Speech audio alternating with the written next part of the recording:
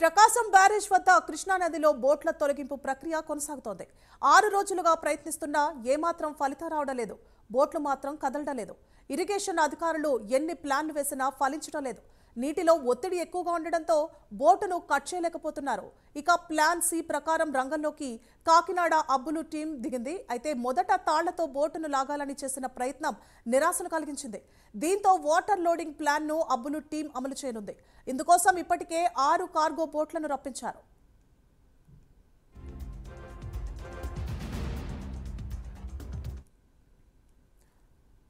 Right, ఇక ప్రకాశం barrage వద్ద బోట్లను తొలగించే ప్రక్రియ కొనసాగుతోంది. ఇదే అంశానికి సంబంధించి మరింత సమాచారాన్ని మా ప్రతినిధి శ్రీనివాస్ అందిస్తారు. శ్రీనివాస్. సువర్ణ, గత 6 రోజులుగా ఏదైతే ప్రకాశం బ్యారేజ్ వద్ద బోట్లు ఉన్నాయో ఆ బోట్లు ఒట్టుకు చేర్చే ప్రయత్నాలు కూడా ఇప్పటికి కూడా సఫలీకృతం కాలేదు అని చెప్పుకోవచ్చు.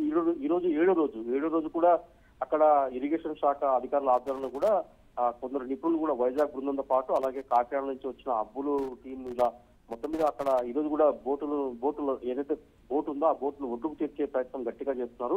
అయితే వాళ్ళు మొదట చేసిన 3 ప్రయత్నాలు కూడా అవి పెద్దగా సక్సెస్ కాలేదు. దీంతో ఈ రోజు కూడా మరొక ప్లాన్ ప్రకారం కూడా ఈ రోజు ఎట్లాంటి సరిగే బోటును తీసుకురావాలని ఒడ్డుకు తేవాలని చెప్పి అబ్బులు టీంతో పాటు వైజాగ్ టీం కూడా ఇరిగేషన్ అధికారులు కూడా నిర్ణయిస్తున్నారు.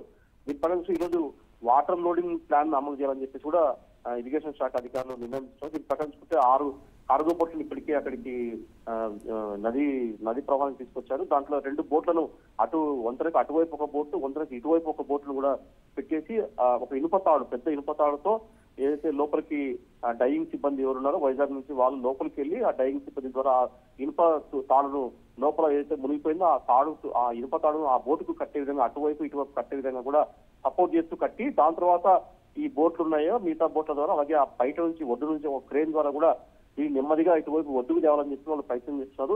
ఇప్పటికే నిన్న జరిగిన కొద్దిగా బోట్ ఏదో ఉందో కొద్దిగా అది ఇటు మలుపు తిరిగింది. దాని వల్ల కొద్దిగా అది రాళ్ల వైపు నుంచి కొద్దిగా ఇసుక తిన్న వైపు రావడంతో ఈ రోజు కొద్దిగా దాన్ని ఒడ్డుకు తీసుకురాగలమని చెప్పి వాళ్ళకు ధీమా వ్యక్తం చేస్తున్నారు. అయితే అబ్లు టీము ఇరిగేషన్ శాఖ అధికారులు వైజాగ్ టీం చేస్తున్న ఏదైతే ఈ రోజు చేస్తున్న ఉందో ఆ ప్రణాళిక ఎంతవరకు విజయవంతం అవుతుందో మనం చూడాల్సి ఉంటుంది. సువర్ణ, సాయంత్రం లోపల కూడా ఈ రోజు ఎలా తిరిగి ఆ ఒడ్డుకు చేస్తామని చెప్పేసి కూడా వాళ్ళు ధీమా వ్యక్తం చేస్తున్నారు. Suvarna. Right, thank you for the update Srinivas. Ambedkar Konaseema జిల్లా అమలాపురంలోని రావుల చెరువు సమీపంలో అగ్ని ప్రమాదం